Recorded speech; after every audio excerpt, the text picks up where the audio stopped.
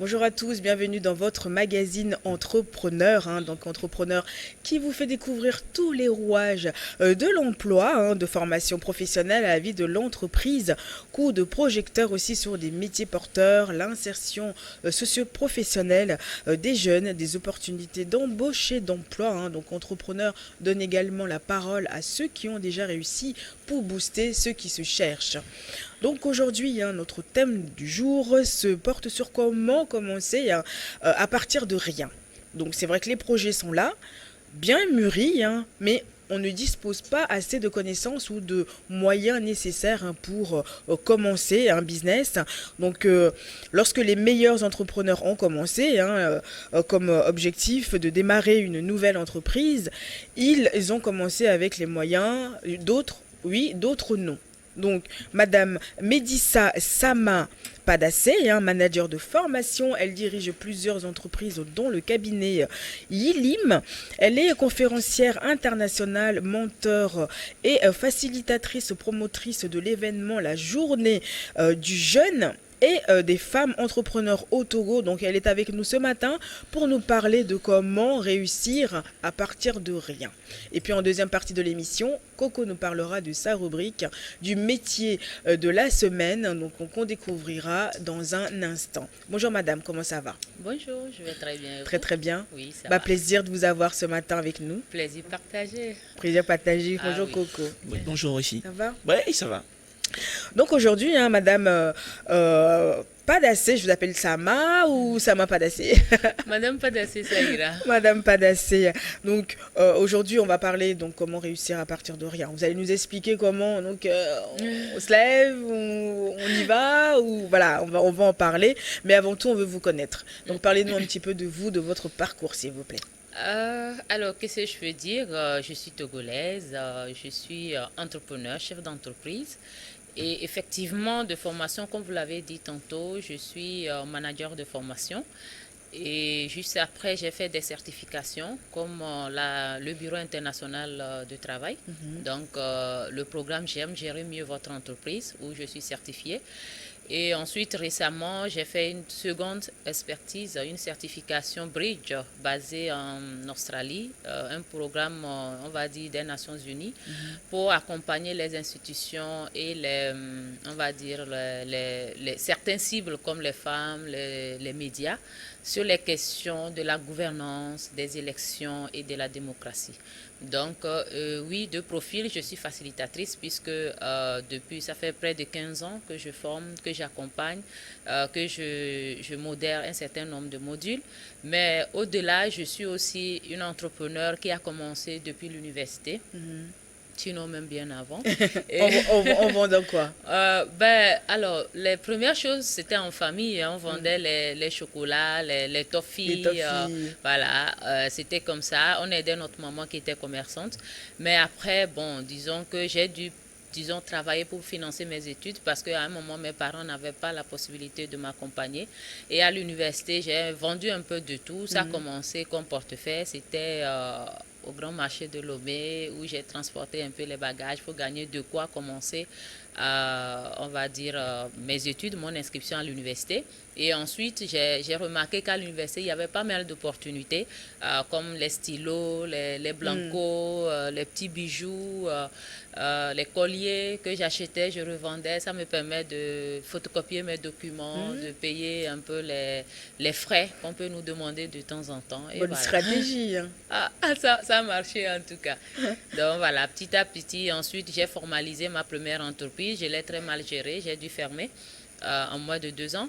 Et j'ai dû prendre un temps encore pour apprendre de nouveau. J'ai créé une nouvelle. Et ça n'a pas été aussi facile, mais au moins elle n'est pas fermée, heureusement.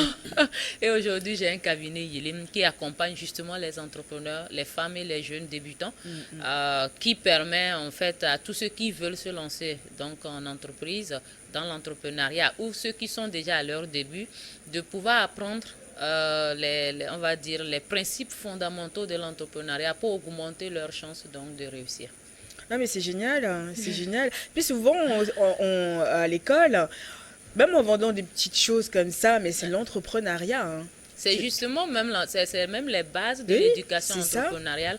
Heureusement, je dis merci à maman parce que à l'époque, on ne comprenait pas. Puisque quand on le faisait à la fin, on va dire, pendant les fêtes, c'est ce qu'on a gagné. On avait des banques et vie là. Oui. Donc, on vend, on devait mettre de côté le capital, on doit lui rembourser Ouais. l'argent qu'elle nous a donné, on doit faire des économies et on ne peut pas dépenser plus d'un certain montant. Et à la fin, pendant les fêtes, elle nous offre ce qu'on veut le plus. Elle ajoute, elle nous offre ce qu'on veut, si c'est des robes, si c'est des chaussures.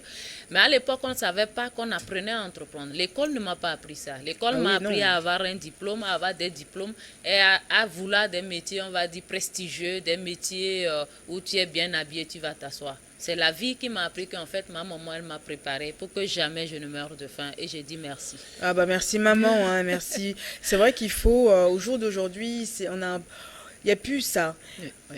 On donne directement la facilité à l'enfant, hein, on ne le prépare pas avec des petites choses comme ça. C'est ça.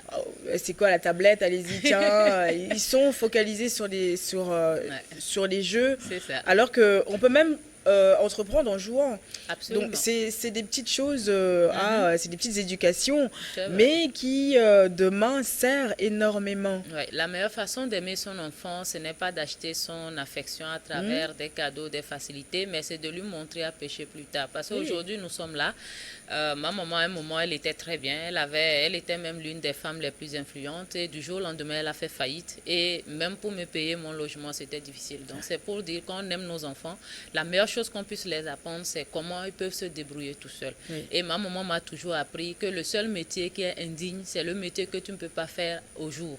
C'est-à-dire quelque chose que tu fais dans l'ombre que tu ne peux pas faire au jour, ça, c'est pas digne. Mais tout autre métier, que ce soit ébouilleur, que ce soit Il n'y a balayeur pas de de roue, sous-métier. c'est super, il faut être fier de ça. Et Ouais. j'ai dit, c'est vraiment la meilleure chose que je puisse avoir.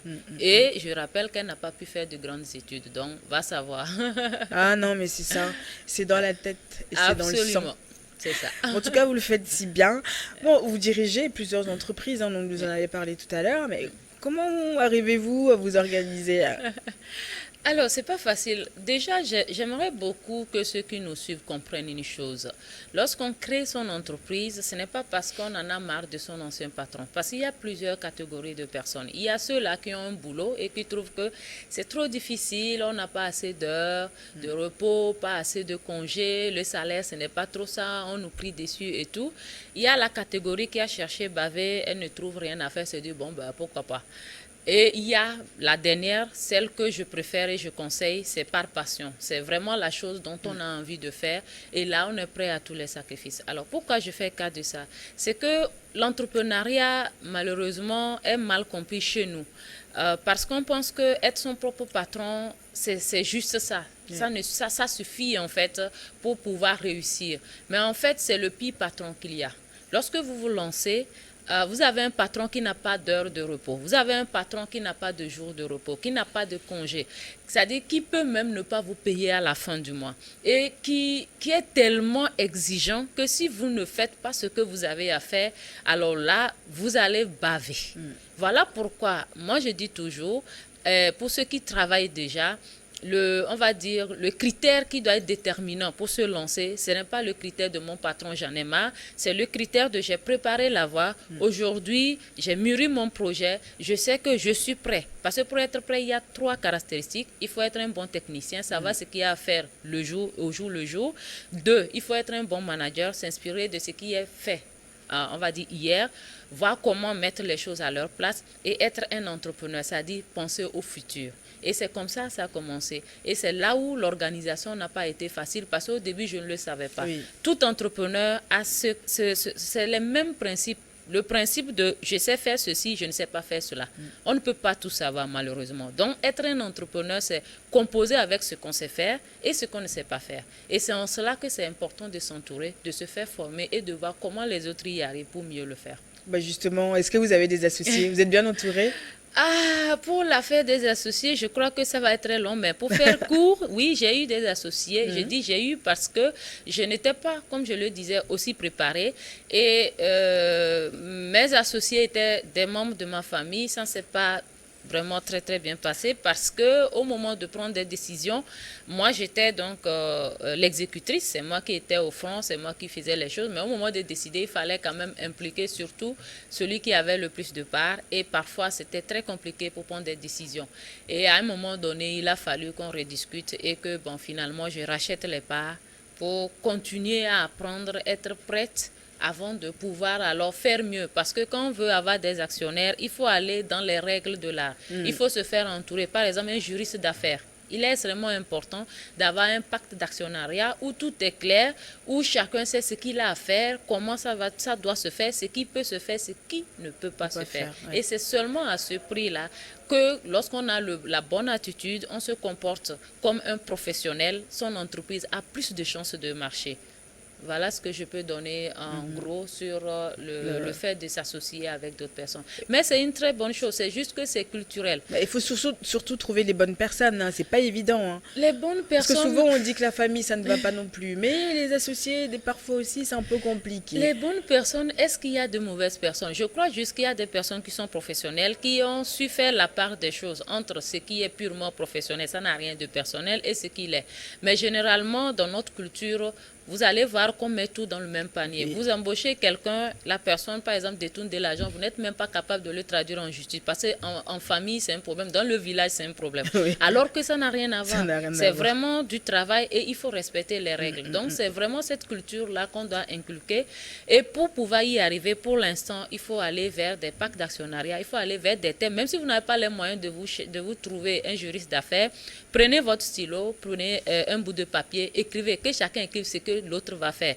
Et s'il y a des dettes, comment ça va se faire? Quand il y a des décisions, comment ça va se faire? Ce rôle qui l'assume, celui-là qui l'assume, et que tout soit clair. Et c'est comme ça que quand il y a des difficultés, parce que vous avez mis quelque chose au clair, vous pourrez vous servir de cet élément pour pouvoir régler la situation. Exactement. Voilà. Mais justement, quels sont les défis que vous relevez au quotidien? Les défis, c'est de taille parce que notre environnement ne se prête pas vraiment à l'entrepreneuriat. On va dire notre environnement actuel cherche des entrepreneurs qui ont déjà réussi, c'est-à-dire ceux-là qui ont déjà suffisamment appris et qui peuvent, on va dire, générer de l'argent. Alors que malheureusement, ce n'est pas le cas parce que depuis les bancs, comme je disais tantôt, on ne nous a pas toujours appris à entreprendre. Donc aujourd'hui, quand on se lance, c'est un peu comme vous voulez nager, vous n'avez jamais appris à nager, vous avez vu les gens nager, vous avez suivi des tutos et puis on vous balance dans l'eau, on dit nage, fais comme ça. Et on se noie. Voilà. Et donc les chances de se noyer sont énormes. Voilà pourquoi, entre autres défis, aujourd'hui, par exemple, quand on prend les services publics, c'est un gros défi parce qu'il y a certains services publics, par exemple, qui ont mis dans le même panier les gros poissons et les petits poissons. Ce n'est pas les mêmes réalités. Vous prenez une boîte, on va dire, comme Canal, comme je ne sais quoi, elle a les moyens d'avoir des manuels de procédure, elle a les moyens de suivre tout, elle a les moyens même de pouvoir, on va dire, rentabiliser davantage et même limiter les casses. Et s'il y a des problèmes, il y a des actionnaires qui peuvent supporter. Mais lorsqu'on est auto-entrepreneur, et généralement, malheureusement, dans notre pays, il y a plus des auto-employés, enfin des auto-employeurs que des entrepreneurs. Il y a une grosse différence. Soit on est un entrepreneur, c'est-à-dire non seulement on a créé de l'emploi pour soi, mais on en crée pour d'autres. Soit on est un auto-employeur, donc du jour au lendemain, si on ne s'y prend pas bien, on risque de fermer la boîte. Donc les défis, c'est justement comment avoir un environnement déjà au niveau du public qui est beaucoup plus adapté. Mais je reconnais qu'il y a beaucoup d'efforts qui se font. Attention, je ne dis pas que rien ne se fait, je dis juste que de là où nous venons, la façon dont nous sommes constitués, il faut plus d'énergie, plus d'action, plus de temps surtout pour qu'on puisse faire rentrer, on va dire, ce nouveau paradigme-là dans nos habitudes. Mais aujourd'hui, en tant qu'entrepreneur ou ceux qui veulent le devenir, il faut comprendre que les défis sont majeurs. D'abord au niveau de sa personne, peut-être on va en venir, quelles sont les prédispositions, quel est le mindset qu'il faut avoir. Ensuite, au niveau de son environnement, parce que malheureusement, aujourd'hui encore, des parents disent « Ah, il se débrouille pour l'instant lorsqu'il s'agit d'un entrepreneur. » Parce que pour lui, tant que son enfant n'a pas un boulot quelque part où c'est bien climé et tout, il se cherche. Ce n'est pas encore ça. Donc, vous voyez déjà ce que ça a comme effet sur l'entrepreneur. Mais au-delà aussi, il faut pouvoir s'entourer, avoir un environnement stimulant, où ceux-là qui ont des idées novatrices peuvent vraiment trouver un terreau fertile pour pouvoir faire pousser cela. Et il n'y a que l'entrepreneuriat qui rend un pays libre. Je n'ai jamais vu un pays qui est libre, qui s'en sort sans un secteur privé, on va dire, dynamique, détenu par les nationaux. Bah, justement, comme on l'annonçait en début d'émission, comment réussir à partir de rien? Est-ce que c'est possible? C'est possible, c'est très possible. En fait, ce qui est choquant, vous pouvez avoir des millions et échouer dans l'entrepreneuriat. Enfin, j'entends réussir en entrepreneuriat, Oui, bien parce que si sûr. c'est réussir en général, ça va être très long. Mais on va dire la chose la plus déterminante pour, on va dire, réussir dans l'initiative privée, c'est la volonté. Mm. Alors, lorsque vous avez la volonté comme arme, ça dit que vous êtes très, très persévérant. Vous essayez, ça ne marche pas, vous continuez. Il faut la volonté, une volonté d'en faire. Il faut l'audace. L'audace veut dire quoi? Ça veut dire faire face à la peur. Faire face tout le temps à la peur sans décliner, sans baisser la tête. Ça veut dire que à chaque fois, même devant la honte, on ne capitule pas, on avance. Et aussi la rigueur, parce que, comme je disais tantôt, l'entrepreneuriat, ce n'est pas, ça dit qu'il y a un patron qui est ton entreprise et ce patron ne parle pas. Il ne va pas te réveiller le matin pour te dire, allez, va bosser. Il ne va pas te dire, ah non, tiens, ne confonds pas ta caisse d'entreprise à ta propre caisse. Lui, il est là et il te regarde. Tout ce que tu fais, il te regarde. Tu fais bien, il te récompense. Tu t'égares, eh bien, il te le fait. Vraiment très dur. Donc, il faut vraiment avoir de la rigueur. Cette rigueur-là demande d'avoir un mental d'acier. Et ce mental d'acier, je crois que lorsqu'on arrive à l'avoir, c'est vraiment à ce moment qu'on se dit, tiens, je tiens le bon bout. Donc, lorsqu'on a déjà cette volonté, c'est peut-être ce qui m'a aidé parce que quand j'avais des difficultés, il y avait beaucoup d'options. Mais qu'est-ce que j'ai fait? J'ai d'abord commencé par parcourir mon quartier. Je suis allée de maison en maison. Je dis, ah voilà, je m'appelle Médissa.